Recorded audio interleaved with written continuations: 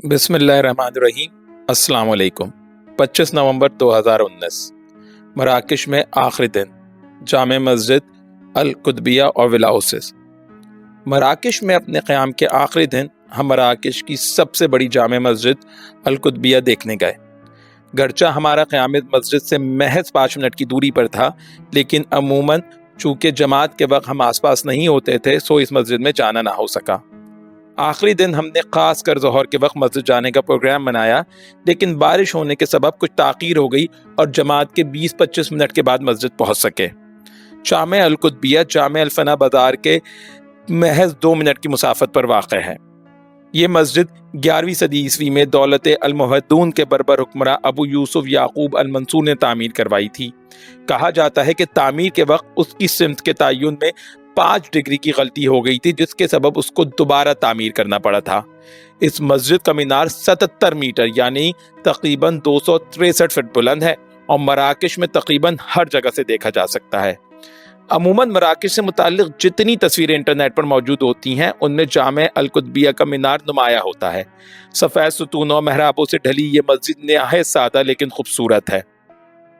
मराकश की सकाफती तामीर के पेश नज़र इसकी छत भी कजबी कारीगरी का आला नमूना है। पूरी मस्जिद में लातदाद सुतून हैं जो आपस में महराबों की शक्ल में मिले हुए हैं। हर 4 सुतून और 4 महराब मिलकर एक चौकोर बनाते हैं, जिसके बीच में पीतल का एक फानूस लटक रहा होता है। पूरी मस्जिद सुतून और महराबों के इस तरह के अनगिनत चौकोरों पर मुश्तमिल है, जिनमें लातदाद फानूस लटक रहे हैं। ये चौकोर इस तरह से तरतीब दिए गए हैं कि अगर आप बीच मस्जिद में बैठें तो 0 डिग्री, 45 डिग्री, 90 डिग्री, 120 डिग्री और 180 डिग्री हर एक सिमत में ये चौकोरे कतार में नजर आते हैं। इस वीडियो के आखिर में दी गई तस्वीर में ये तासुर अच्छे से समझा जा सकता है। मस्जिद के अहाते में एक बड़ा सा सहन है, जिसमें छोटी छोटी क्यारियों में अलग अलग कीनों के दरख्त लगे हुए हैं। साथ ही बीच में एक बड़ा हौज वजू के लिए है। हम जब मस्जिद पहुंचे तो ज़ोहर की जमात हो चुकी थी और बारिश की वजह से मस्जिद बंद थी। ताहम हमने दरवाज़ा खटखटाकर मस्जिद खुलवाई और हमारे बताने पर कि हम मुस्लिम हैं, मस्जिद के मुंतज़िम ने हमें अंदर आने की इजाज़त दी। मस्जिद में ज़ोहर और असर की क़सर सलात अदा करके हम अपने दूसरे पड़ाव की जानिब रवाना हो गए। मस्जिद से निकलकर जामे अल फना के नवाही बाज़ारों की तंग गलियों से गुजरते हुए कोई 1 किलोमीटर की मुसाफत तय करने के बाद हम बिन यूसुफ मदरसा और मस्जिद पहुँचे। बिन यूसुफ मदरसा, जो कि दौलत मुराबतून के बरबर फरमारवा सुल्तान अली बिन यूसुफ के नाम से मौसूम है, दौलत अस-सादिऊन के हुक्मरां अब्दुल्ला अल गालिब बिल्लाह ने 15वीं सदी ईस्वी में तामीर करवाया था। अपने ज़माने में इस मदरसे को मोरक्को की सबसे बड़ी इस्लामी जामिया यानी यूनिवर्सिटी होने का शर्फ हासिल था। शोमी किस्मत के मदरसा तजदीदी कामों के लिए बंद था, सो हम पास में वाक़ मराकश कल्चरल म्यूज़ियम आ गए। ये म्यूज़ियम पुराने दौर के एक रियाद गोया अंदरून शहर की हवेली नुमा इमारत में बनाया गया है। यहाँ मराकशी सकाफत के मुख्तलिफ नवादरात जैसे पेंटिंग्स, बर्तन, आलात जंग वगैरह नुमाइश के लिए रखे गए हैं। ये तमाम चीज़ें एक बड़े अहाते के चारों तरफ बने खूबसूरत कमरों में रखी गई हैं, जिसके बीचों बीच एक बड़ा पीतल का फानूस लटक रहा है और नीचे 3 फव्वारे नस्ब हैं। शुरू के कमरों में आपको मराकशी मुसव्वरों के मुसव्वरी के नमूने आवेज़ा मिलते हैं। इसके बाद के कमरे में मराकशी कदीम आलात हर्ब नुमाइश के लिए रखे गए हैं। साथ ही बराबर के कमरे में कदीम मराकशी तहजीब में मुस्तामिल ख़वातीन के ज़ेवरात नज़र आते हैं, जबकि इस कमरे के जुनूबी जानिब एक नहायत वसी और ख़ूबसूरत कमरे में मराकशी सकाफत की कम्माज़ी करते कदीम बर्तनों को नुमाइश के लिए रखा गया है। ये पूरी इमारत बज़ाते खुद भी काफ़ी खूबसूरत है, जिसका फ़र्श रंगीन मोज़ैक और दरवाज़े कजबी कारीगरी के काम से मुज़य्यन है। म्यूज़ियम से निकलकर तकरीबन 2.5 किलोमीटर की मुसाफत तय करके हम मशहूर फ्रेंच डिज़ाइनर एफ सान लॉरान, जो YSL के नाम से जाना जाता है, की जाए इक़ामत और बाग देखने पहुँचे। एफ सान लॉरान चंद दहाइया कबल फ्रांस का मशहूर डिज़ाइनर रह चुका है और अपने तख्लीकी और मुनफरिद काम के साथ साथ अपनी अय्याशी और हमजिन्स परस्ती के फ़रोग़ के लिए भी मशहूर था। ये एफ सान लॉरान यानी YSL वही डिज़ाइनर है जिससे 1959 में ईरान के शाह मोहम्मद रज़ा पहलवी की मलका शाह बानो फरहदीबा ने अपनी शादी के मौके पर उरूसी जोड़ा डिज़ाइन करवाया था और उसके बाद ही एफ सान लॉरान काफ़ी मशहूर हो गया था। اس کے بعد بھی گاہے بگاہے فرح پہلوی ایف سان لوران کی خدمات حاصل کرتی رہیں، یہاں تک کہ 1 جون 2008 کو ایف سان لوران کی موت پر اس کے جنازے میں شرکت کرنے کے لیے امریکہ سے بطور خاص پیرس وارد ہوئی تھیں۔ یہ ایف سان لوران یورپ کے کامیاب ترین ڈیزائنر میں سے ایک تھا، جو الجزائر میں ایک فرانسیسی گھرانے میں پیدا ہوا تھا اور بعد میں اپنی زندگی کا بیشتر حصہ الجزائر، پیرس اور موروکو میں گزارا۔ فرانسیسیوں کے مسلم مغرب سے انخلا کے بعد بھی موروکو اور الجزائر کی محبت نے ایف سان لوران کو مسلسل ان ممالک سے جوڑے رکھا اور اس نے دونوں ممالک میں اپنے گھر تعمیر کروائے جہاں وہ گرمیاں گزارنے آیا کرتا تھا۔ اس گھر کو اور اس کے ساتھ متصل میوزیم کو موروکی کی حکومت نے سیاحتی مقام میں تبدیل کر کے سیاحوں کے لیے کھول دیا ہے۔ ایف سان لوران کی جائے اقامت جو ولا اوسس کہلاتی ہے میں اندر داخل ہوتے ہی ایک کوریڈور یعنی راہداری شروع ہو جاتی ہے جس کے دونوں اطراف بانس کے درخت لگے ہوئے ہیں۔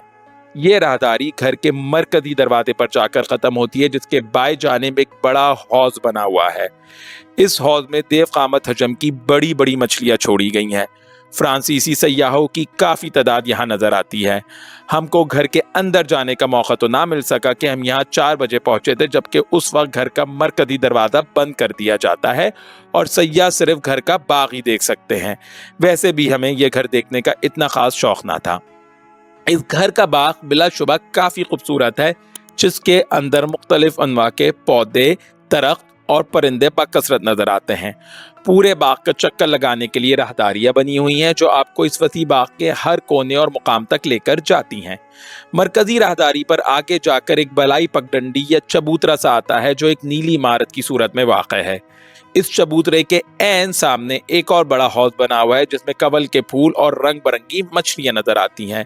اس چبوترے کی چھت سقیفہ طرز کی ہے جس کے اوپر بیلیں چڑھی ہوئی ہیں۔ اس چبوترے سے اترو تو سامنے آؤٹ ہاؤس کے قسم کی ایک عمارت نظر آتی ہے جو مکمل نیلے رنگ میں رنگی ہوئی ہے۔ اس عمارت کے سامنے بھی ایک حوض اور اس میں ایک بڑا فوارہ نصب ہے۔ حوض کے سامنے کی کیاری میں بڑے سائز کے صحرائی کانٹے دار پودے یعنی کیکٹس وغیرہ لگائے گئے ہیں۔ ہم نے اپنی زندگی میں اتنے جہادی سائز کے صحرائی پودے پہلے نہ دیکھے۔ اس باغ کے سامنے ایک چھوٹی سی بارندری بنی ہوئی ہے۔ اس سارے باغ میں مختلف کیاریوں میں جو خود اپنے رقبے کے حساب سے باغ کہلائی جانے کی زیادہ حقدار ہے، کثرت سے صحرائی کانٹے دار پودے نظر آتے ہیں۔ ان تمام کیاریوں کے کناروں پر ایلوویرا کے پودوں سے باڑ بنائی گئی ہے۔ جگہ جگہ بیٹھنے کے لیے بینچز ہیں۔ غرض اس باغ میں تقریباً گھنٹہ بھر گھوم کر ہم یہاں سے باہر نکلے۔ ہمارے ساتھی نے ایف سان لوران کے میوزیم جانے پر بھی اصرار کیا، لیکن ہماری طبیعت اس پر آمادہ نہ ہوئی، سو واپس ہوٹل کی راہ لی۔ ہوٹل پہنچے، کپڑے وغیرہ تبدیل کر کے کھانے کے لیے جامع الفنا کے بازار نکل گئے۔ جیسا کہ ہم نے اپنے پچھلے ویلاگ میں بتایا تھا کہ اس بازار کی تو شان ہی نرالی ہے۔ اپنے طرز کا واحد قدیم ثقافت سے بھرپور بازار، جہاں کہیں سپیرے بین بجاتے ناگ لہرا رہے ہیں تو کہیں مداری بندر کا ناچ دکھا رہے ہیں، کہیں محرابی قندیلوں میں روشنیاں جلائے خواتین کہاں خواتین کے ہاتھوں پر مہندیاں لگا رہی ہیں، تو کہیں تنبورے اور بانسری پر مقامی فنکار اپنے فن کی نمائش کر رہے ہیں۔ ساتھ ہی پھلوں کے جہادی سائز اسٹالز پر دکاندار پھلوں کے تازہ جوس بیچنے کے لیے آوازیں لگا رہے ہیں، تو کہیں نان بھائی اپنے تندور سجائے لوگوں کو تازہ تازہ روٹیاں پیش کر رہے ہیں۔ غرض ایک عجب سما ہوتا ہے یہاں، جہاں پوری مراکشی تہذیب اپنی آن بان اور شان و شوکت کے ساتھ جلوہ گر نظر آتی ہے۔ ایک اور دلچسپ بات جو یہاں دیکھنے کو ملی کہ جامع الفنا سے ملحق ایک گلی میں گویا جیسے دکانداروں کی شفٹ تبدیل ہو گئی ہو۔ ہوا کچھ یوں کہ گلیوں میں زمین پر چادر بچھا کر لوگ مختلف چیزیں فروخت کر رہے ہوتے ہیں۔ کوئی چین کے برقی قمقمے، تو کوئی مراکشی مٹھائی ہے، تو کوئی چھتریاں سجائے بیٹھا ہے، تو کسی نے سامنے جوتوں کے جوڑے فروخت کرنے کو رکھے ہوئے ہیں۔ لیکن ٹھیک 10:30 بجے یہ سب حضرات اپنا مال متا لے کر یہاں سے اٹھ جاتے ہیں اور ان کی جگہ دوسرے دکاندار اپنی چادریں بچھا کر اپنا سامان لگانا شروع کر دیتے ہیں، جن میں بیشتر کپڑے اور ملبوسات ہوتے ہیں۔ اللہ ہی جانے جامع الفنا کتنی دیر رات تک چلتا رہتا ہے، کیونکہ ہم رات 1:30 بجے تک وہاں تھے اور اس وقت بھی یہ بازار اپنے شباب پر ہی نظر آ رہا تھا۔ ایک بات اور، ہم نے آج تک دنیا کی جتنی سیاحت کی ہے، ہم نے کسی مقام پر اتنے سیاح نہیں دیکھے جتنے سیاح مراکش میں دیکھنے کا اتفاق ہوا۔ کوئی ایسا محسوس ہوتا ہے کہ مقامی لوگوں سے زیادہ یہاں سیاح آتے ہیں، شاید اسی لیے مراکش کو سیاحوں کی جنت کہا جاتا ہے۔ خیر، رات دیر گئے واپس اپنے ہوٹل آئے، کیونکہ صبح تڑکے ہمیں مراکش سے بذریعہ ٹیکسی کاسابلانکا کے لیے نکلنا تھا، جہاں سے واپسی दुबई की फ़्लाइट लेनी थी। एक और चीज़ जिस मुताल्लिक़ हम नाज़रीन को लाज़मी बताना चाहेंगे वो ये है कि मराकश के सक़ाफ़ती होटल, जिनको मुक़ामी ज़बान में रियाज़ कहा जाता है, ये दरअसल अंदरून शहर बने हुए हवेली नुमा घर होते हैं जिनको मुकामी लोगों ने सयाहों के लिए होटलों में तब्दील कर दिया है। ये रियाद निहायत खूबसूरत और मराकशी सकाफत से लबरेज होते हैं। हम जिस रियाद में ठहरे थे वो 3 मंजिला हवेली नुमा इमारत थी जो सुनहरी और उन्नाबी रंग में ढली हुई थी।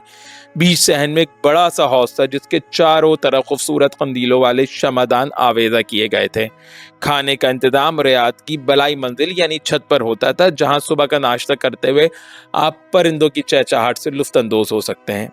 खैर, रियाद की खूबसूरती को लफ्ज़ों में बयान करना शायद हमारे लिए मुश्किल होगा, इसीलिए हमने इस वीडियो में रियाद की कुछ तस्वीर आपके लिए शामिल कर दी हैं।